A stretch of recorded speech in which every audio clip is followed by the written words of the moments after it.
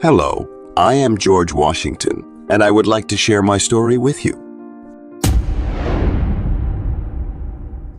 I was born in Westmoreland County, Virginia on February 22, 1732. My father, Augustine Washington, was a moderately successful plantation owner who married my mother, Mary Ball, in 1731 after the death of his first wife. My great-grandfather, John Washington, had come to Virginia in the 1650s and had even fought for King Charles in the English Civil War. After leaving England, John married the daughter of a successful plantation owner who gifted him over 700 acres of land to develop into his own plantation. Over time, John and his descendants expanded the Washington plantation at Pope's Creek until my birth, when the family had considerable assets spanning thousands of acres. The colony of Virginia had been in existence since the early 17th century, when England's first settlement in North America, Jamestown, was founded in 1607. England then established 12 more colonies along the Atlantic coast of North America until the mid-1700s, when the population of these colonies had grown to nearly 2 million people. This population boom was due to immigration from Ireland, Germany, and England, among others. Cities such as Boston and New York became centers of international commerce. North America offered limitless possibilities for business due to its massive size and rich natural resources. Commodities such as tobacco, sugar, and coffee were abundant in North America and the Caribbean, which were then cultivated on a large scale at thousands of plantations and transported back to Europe through maritime trade networks. France also had a strong presence in North America and the Caribbean at this time, leading to a near-constant struggle between France and England for the lucrative North American and Caribbean territories.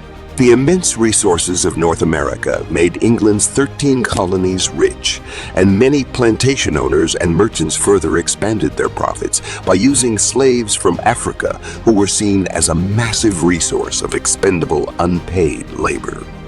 My family, the Washingtons, belonged to the landowning colonial class and lived lives of refinement, luxury, and relative security.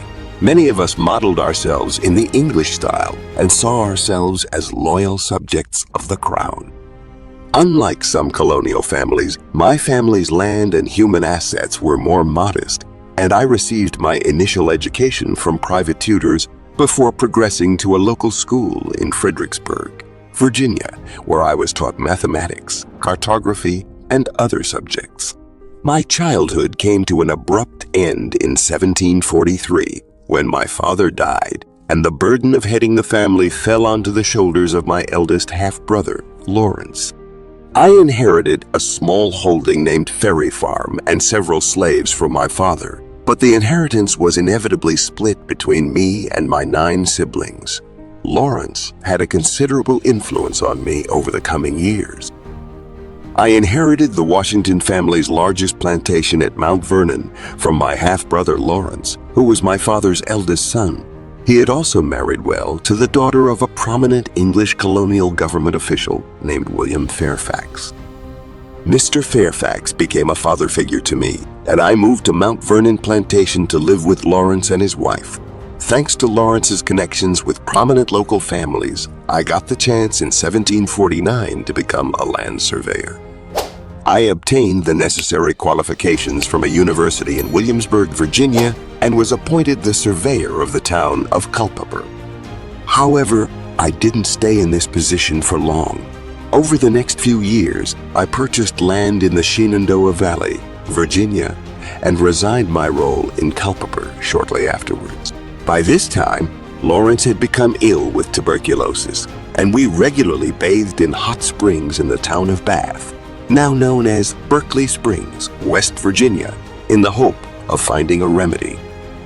In 1751, we left mainland North America and traveled to the Caribbean island of Barbados, hoping that the tropical climate would help. Unfortunately, I contracted smallpox on the voyage, but it turned out to be a blessing in disguise. After recovering, I was now immune to the virus. My brother Lawrence's health continued to decline, and he died in July 1752 in his early 30s. 2 years later, after the untimely deaths of Lawrence's wife and daughter, I inherited the Mount Vernon estate. Lawrence had enjoyed a successful military career before his death, which inspired me to seek a commission as an officer. In 1752, I was appointed to serve in the Virginia militia and was given the rank of major.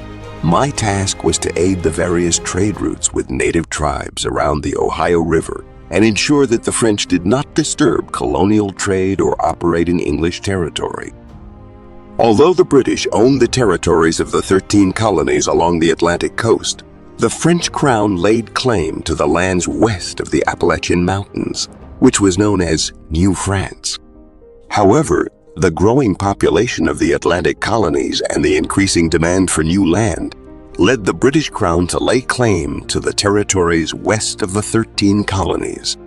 This resulted in the governor of Virginia, Robert Dinwiddie, ordering me to deliver an ultimatum to the French forces in the Ohio River Basin to vacate the area.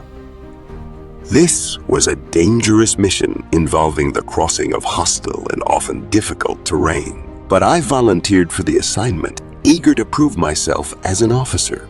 I set out from Virginia with a small band of frontiersmen and natives towards the Ohio Basin. After over a month of traveling, I arrived at the French Fort Le Berthe, whose commander replied to the English demands by stating that any diplomatic communications should be sent to the Major General of New France in Quebec, modern-day Canada. I then left the fort to return to Virginia, but along the way, I was attacked by native Indians and nearly drowned in a frozen river. I finally redelivered the French response to Robert Dinwiddie in person, and a local journal praised my bravery during the mission. News of my exploits spread quickly, making me a household name in America and England. This resulted in Dinwiddie promoting me to the rank of lieutenant colonel. Unfortunately, I didn't have much time to enjoy my newfound fame because all-out war was brewing between Britain and France for control of the Ohio Basin. This meant that I would soon be heading westward again. The two competing nations were focused on the strategically vital area in and around the modern-day city of Pittsburgh, Pennsylvania, where 3 rivers, including the Ohio, converged. The junction of these rivers was essential because boats were often the quickest form of transport at the time, and controlling the area would give one side or the other control of river traffic. I led a detachment of 200 men to prevent the French from fortifying the river junction, but we received word that they had already begun constructing a fort named Duquesne and had a significant presence in the area. We decided to hold back from advancing further and instead awaited reinforcements. However, we received intelligence that a small number of French troops were in a camp only a few miles away. I led my men towards the French position and attacked them, resulting in the enemy being quickly overwhelmed.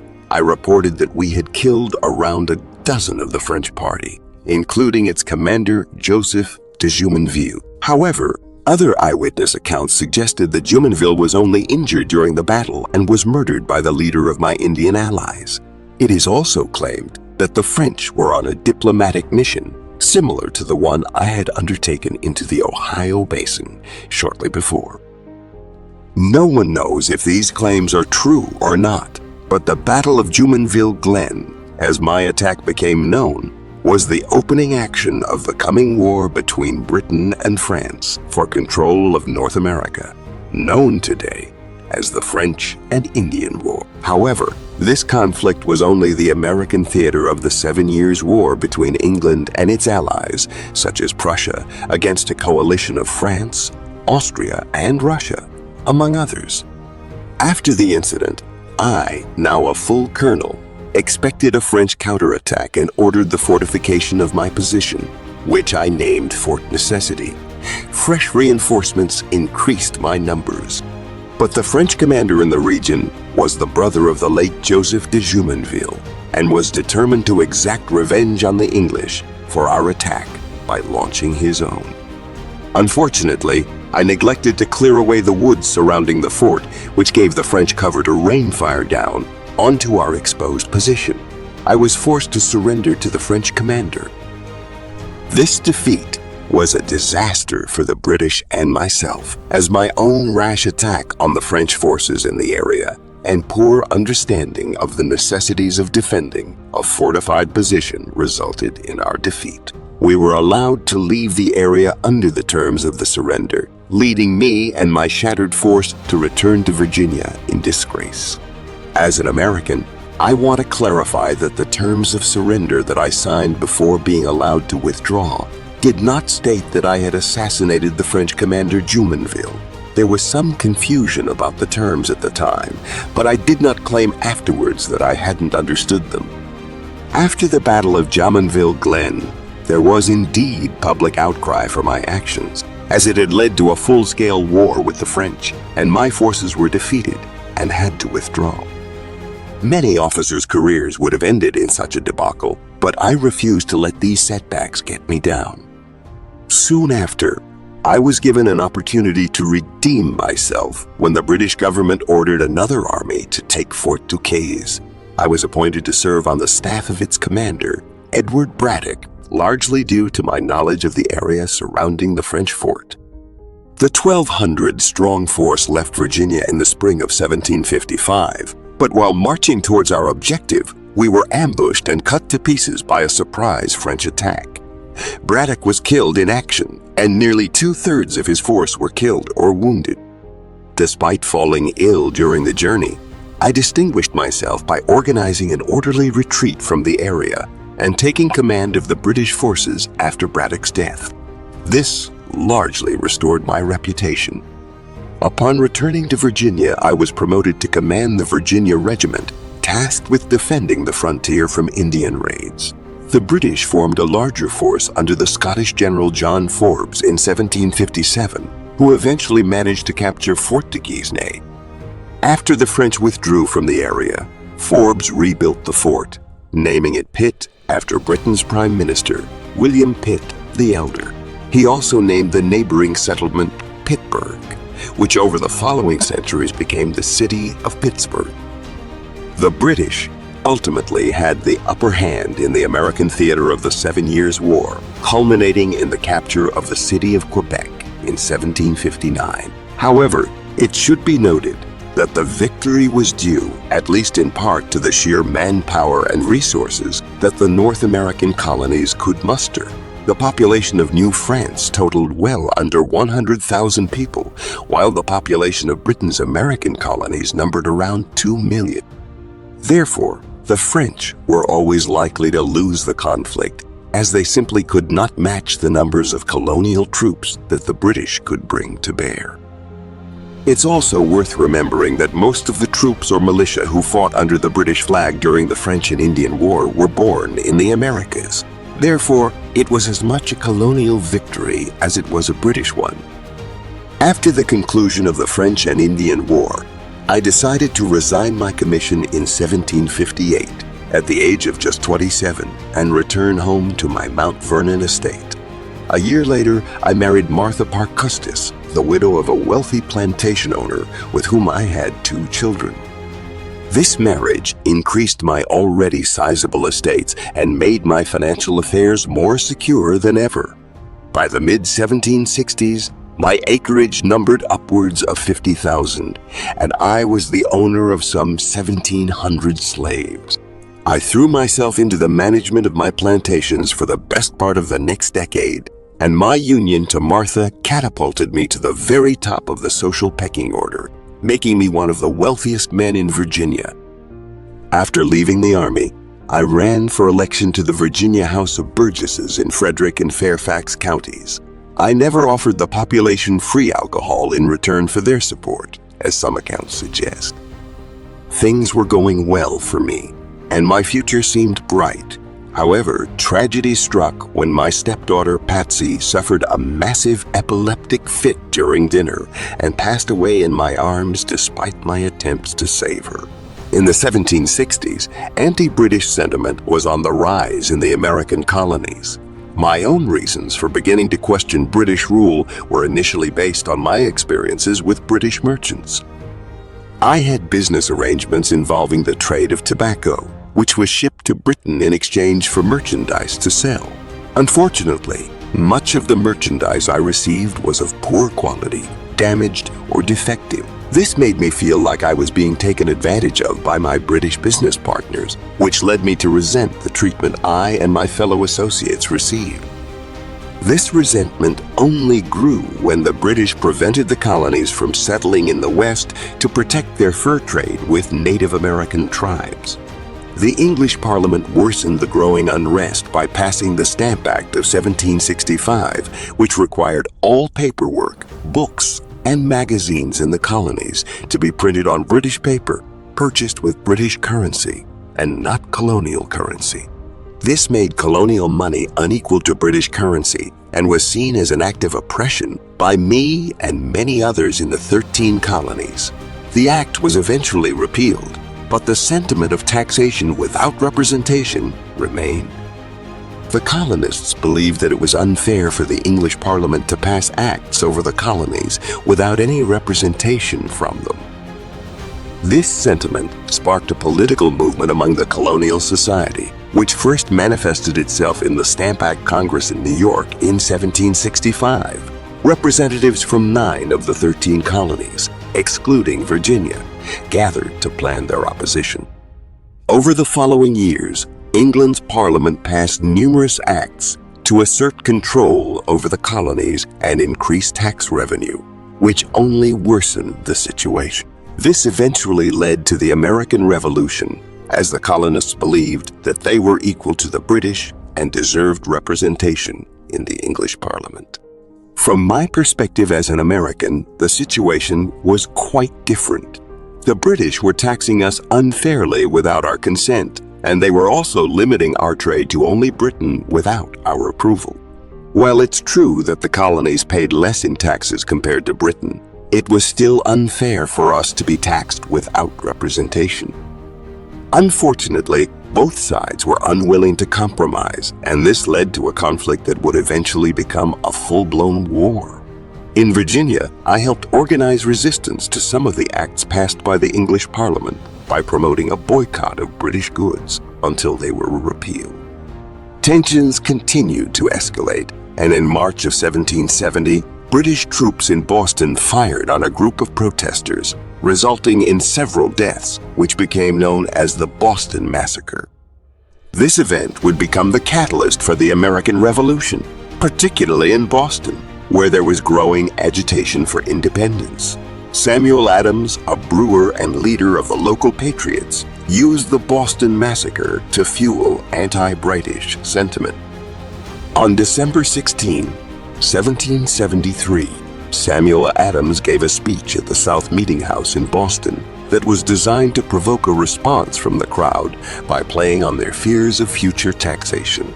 That same night, a group of 50 men dressed as Mohawk Indians boarded a ship in Boston Harbor and dumped its cargo of tea overboard. This event, known as the Boston Tea Party, was a non-violent demonstration of resistance against British rule. In response to the Boston Tea Party, the British Parliament passed the Intolerable Acts, which included measures such as closing the Boston Harbor and restricting public meetings in Boston.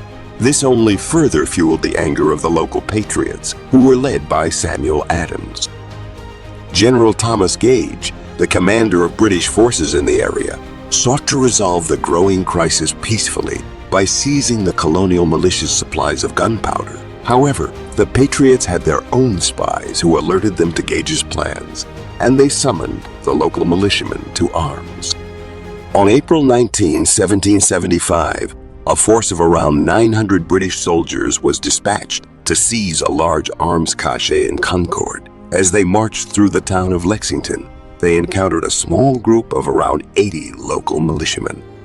Instead of blocking the British, the militiamen intentionally left the road open to Concord. However, the British soldiers continued to march towards them, and a British officer ordered both his own men and the militia to disperse at the last minute, avoiding a full-blown conflict. What happened next is not entirely clear, but what we do know is that there was a firefight in which 8 militiamen were killed. The lieutenant colonel in charge of the British forces, Francis Smith, arrived to restore order, and the British forces moved on to the town of Concord, their objective. Once there, they searched the town but were eventually driven back towards Boston by the militia. This was the first engagement of the coming war, and the colonialists had won strategic victories at the Battle of Lexington and Concord. There was no going back, as either British rule would continue or the 13 colonies would gain their independence. A month after the battles in the Second Continental Congress, which I attended, the Continental Army was officially created. It was comprised of the militia units that had confronted the British at the battles around Boston. I was then appointed Commanding General of the Continental Army in July 1775 and first inspected my new force at Cambridge, Massachusetts. I was disappointed to find that my new army was ill, disciplined, and badly equipped. The British, in turn, labeled colonials as traitors, which effectively meant that anyone supporting or fighting for the rebel cause would be subject to the harshest of punishments if captured. In the summer of 1775, the British attempted to break out of Boston at the Battle of Bunker Hill. Despite claiming victory, they sustained such losses that further advances were impossible. In March of the following year, they were forced to evacuate the city due to the Continental Army bringing cannons within range of the harbor. I then prepared for an attack on the Loyalist city of New York, but the British, under General William Howe, returned and occupied Long Island in September of 1776. July 1776. July 1776 is also arguably one of the most important months in the history of the United States. On July 4, the 13 Colonies' Declaration of Independence was ratified. The purpose of this document was to announce and explain that the 13 colonies were declaring their independence from Great Britain. This made it perfectly clear that the coming war was not just an uprising, but was instead a full-scale insurrection or revolution aimed at gaining independence from Great Britain. Meanwhile, in New York, General Howe had landed with a force of some 40,000 professional soldiers, while my force, although comparable in numbers, was not nearly as highly trained or disciplined. Many of them were simply armed citizens or militia. I was also operating under false intelligence, which led me to believe that the British force was much smaller than my own, and I decided to stand and fight them. Over the coming days and series of engagements, the British were able to force us to withdraw across the Hudson River. Howe was then welcomed into New York as a liberator by its loyalist population. This period in the winter of 1776 was arguably the darkest period for us during the Revolutionary War. My Continental Army now numbered in the region of only a few thousand poorly equipped, trained, and fed men. We were granted a reprieve as Howe decided to overwinter in New York and wait for spring, despite arguably having the advantage, and should have pressed on. As an American, I led the Continental Army during the Revolutionary War. At one point, about a quarter of my army consisted of German mercenaries called Hessians, with many stationed at Trenton, a town on the north bank of the Delaware River that was in British-held territory. On Christmas Eve in 1776, I devised a plan to surprise the Hessians by crossing the Delaware and attacking them the next morning on Boxing Day, December 26. I personally led the attack, which was successful, and we captured many of the Hessians and their supplies. While it was a minor victory, it boosted morale for the Continental Army and gave us renewed purpose. Later, the British launched a major invasion from Quebec led by General John Burgoyne, but General Howe, based in New York, decided to push south himself into Philadelphia instead of waiting for Burgoyne's army to join him. I moved north to confront Howe, and our armies met at the Battle of Brandywine on September 11, 1777. Unfortunately, the British won and occupied Philadelphia. However, a few weeks later, Burgoyne's army was defeated, and he surrendered at the Battle of Saratoga on October 17, 1770. Following his defeat, General Howe sent a letter of resignation home to London, and he was replaced as Commander-in-Chief of British forces by Sir Henry Clinton. The next year, we fought an inconclusive battle at Monmouth on June 28, 1778. In the spring of that year, the Continental Congress agreed to an alliance with Louis XVI of France, who wanted to help us defeat the British and humiliate them due to France's defeat in the 7 Years' War. While France's support was crucial, it also stretched their economy to breaking point and eventually played a role in the French Revolution. In 1780, Sir Henry Clinton led a 17,000-strong army into South Carolina and captured the city of Charleston.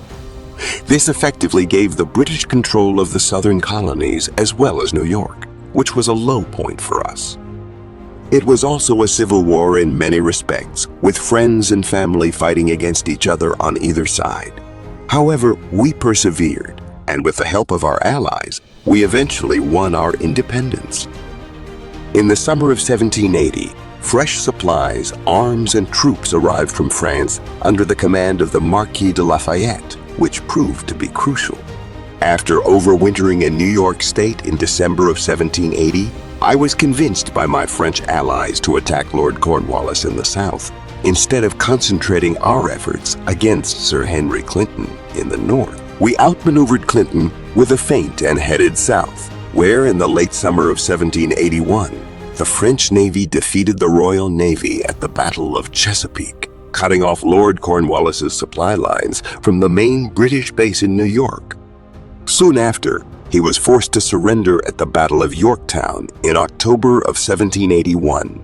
The British then withdrew from Savannah in 1782, and a peace treaty was finally signed on 3 September 1783 in Paris, ending the war shortly afterwards. In 1783, the last British troops within the 13 colonies were evacuated from New York.